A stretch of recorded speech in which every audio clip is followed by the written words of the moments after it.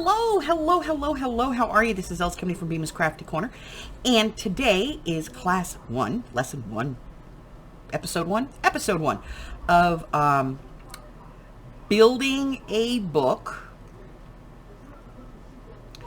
from the base up, okay?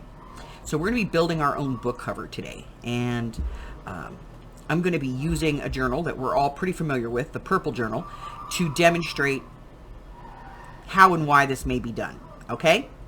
So I'm going to get out some supplies, and I will be right back with a list of supplies for you. So hold on, okay? All right, supplies for this one. You're going to need a paper trimmer or a straight razor, okay? You know, a box cutter or an X-Acto knife, something like that, and a grid to cut your chipboard. You're going to need some chipboard, some pretty thick chipboard. You're going to want some Tyveks. Now, Tyveks is like those postal mailers. They wrap houses in this. You can get it in like jumpsuits, all kinds of different ways. But basically, it is this paper that you can't tear. So it's great for bookbinding. You're going to need a ruler. You're going to need some glue, something to spread the glue around, maybe a brayer, if you want to use a brayer.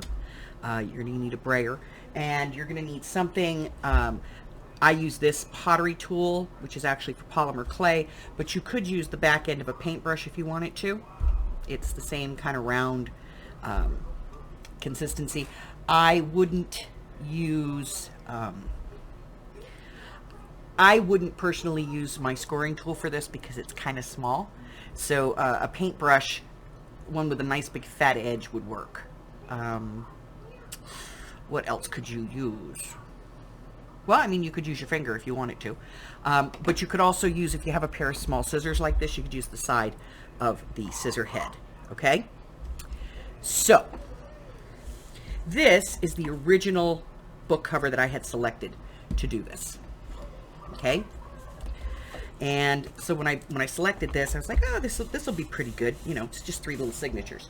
But then as I built the book, my 3 little signatures took on a life of their own, and there is no way that they're going to fit in this. It's just not going to happen. Okay. So I'm going to put this away, use it for something else, and we're going to build our own book, okay? So let me get everything out of the way, and I'll be back and give you some dimensions. I'll be right back. All right, so since I had already cut my signatures to fit in this book, I'm going to use this for the base of measuring the size of the new pieces. Okay, so for that I want 9 1/4 tall, and these come out at 6, and I'm going to go to 6 1/4 because extra stuff, you know, can push out. So we're going to go to 6 1/4. So we're going to be cutting some pieces here. 9 1/4 by 6 1/4. Okay, the original spine here is about 1 1/4 inches. So I'm going to cut the spine to a 9 1/4 by 2 inches. And here's the thing, I'm going to cut 4 of these, and I'm going to cut 2 of these, and I'm going to show you why. Okay, and I've already cut them, just to save time, because nobody needs to sit here and watch me cut chipboard. So I have this nice thick chipboard,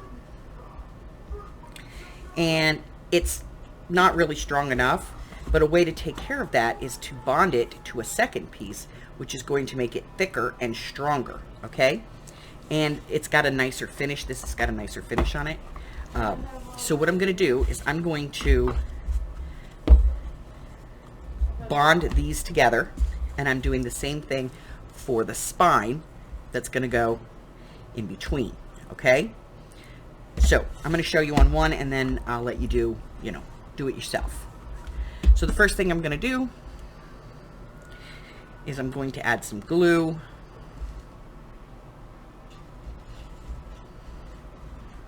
And you may want to put something down to protect your work surface here.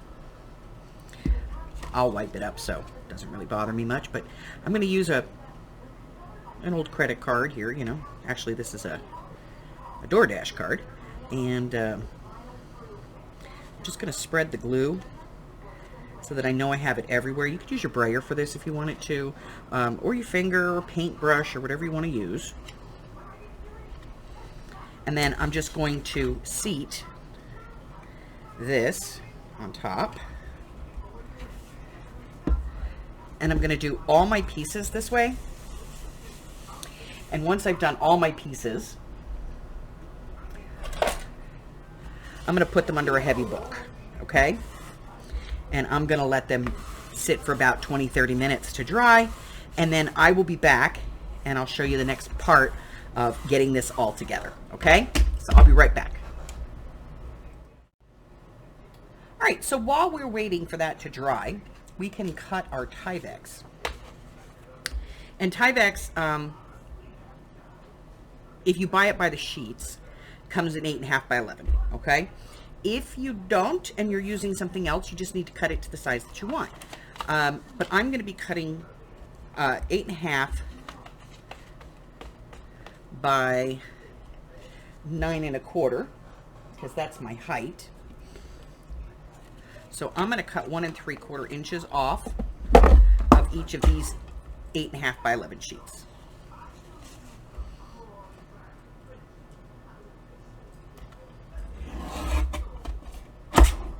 Okay, I'm going to keep this because Tyveks is,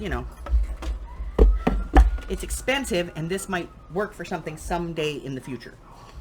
All right, so now I have my two pieces. These are 9 1/4 by 8.5. All right, I'm going to put those to the side.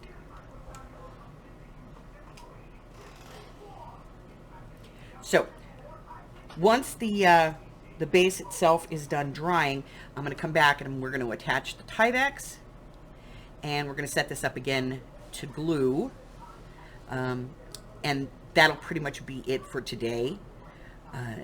The next time we're going to be talking about covering it. I will be doing a fabric cover, but you may certainly do paper if you choose, or wallpaper, however you want to do it. It's pretty much the same basic principle. You just use paper instead of fabric. But so the next video, I'm going to talk to you about book cloth, and we're going to make a piece of book cloth, and then we're going to begin to cover the actual book. So hold on, give me just a few more moments. When my book is dry, I'll come back. You guys won't know how long I'm gone, but I'll come back and we'll get our Tyveks in, okay? And get our book to look like a book. I'll be right back. All right.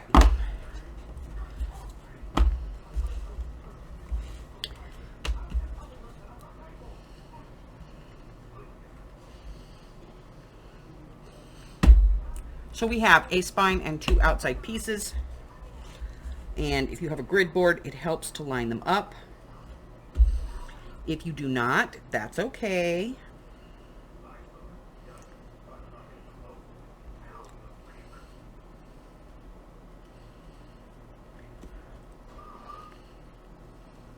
Now,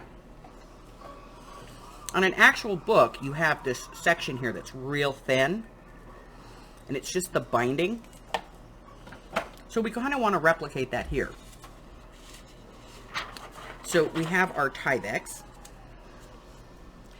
and what we're going to do is we're going to put glue on our Tyveks, and then we're going to put this down and line it up on top of the glued Tyveks. That way we can see the gaps. So, paper, and I am going to get out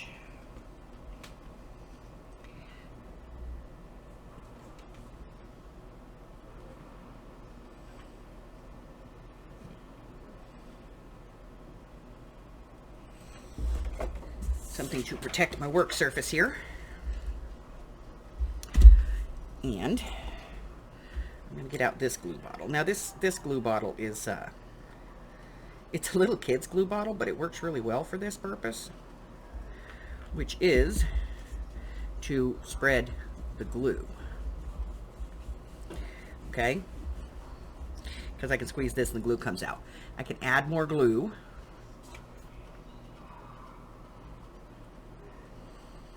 And I can use my credit card, or I can use this applicator, whatever I want to use, to kind of get this spread around. And you do want to work kind of quick here, because this can dry out very quickly. As a matter of fact, I'm going to turn my fan off. There we go. All right, now I've got glue pretty much all over. I'm going to use my credit card, which is around here someplace, anyways, to make sure that I get, you know, good coverage.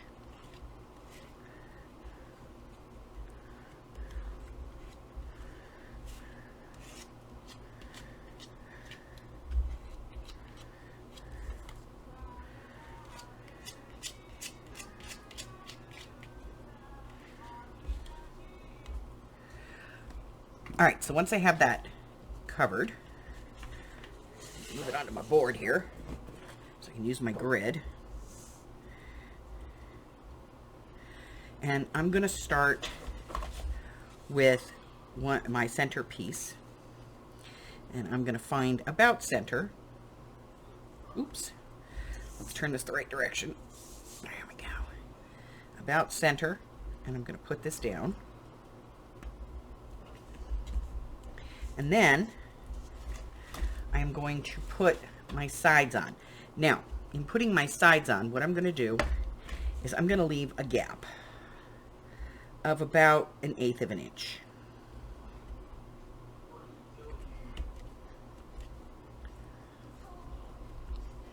Press that one down. And then I'm going to bring this one over. I'm going to put this one on.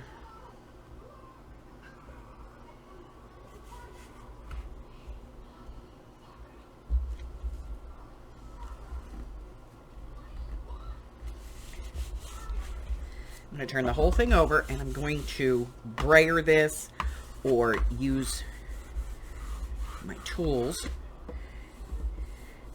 and I'm going to press that in to the groove. Okay, now the next part is the easy part, because we already have everything all lined up. So again, I'm just going to cover this with glue.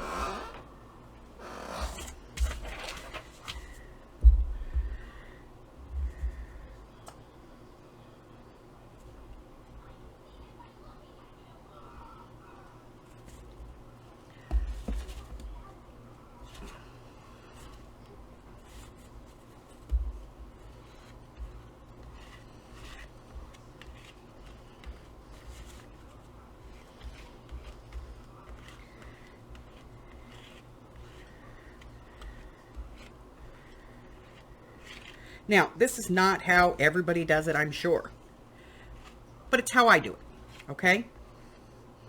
So before you tell me I'm doing it wrong, understand that this is the way that I do it, and it may not be the way that you do it, or that you've seen other people do it.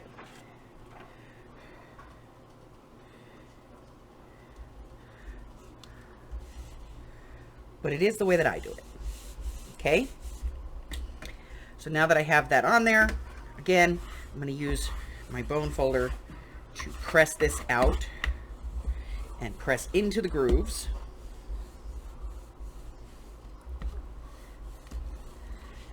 Turn it over, press the grooves.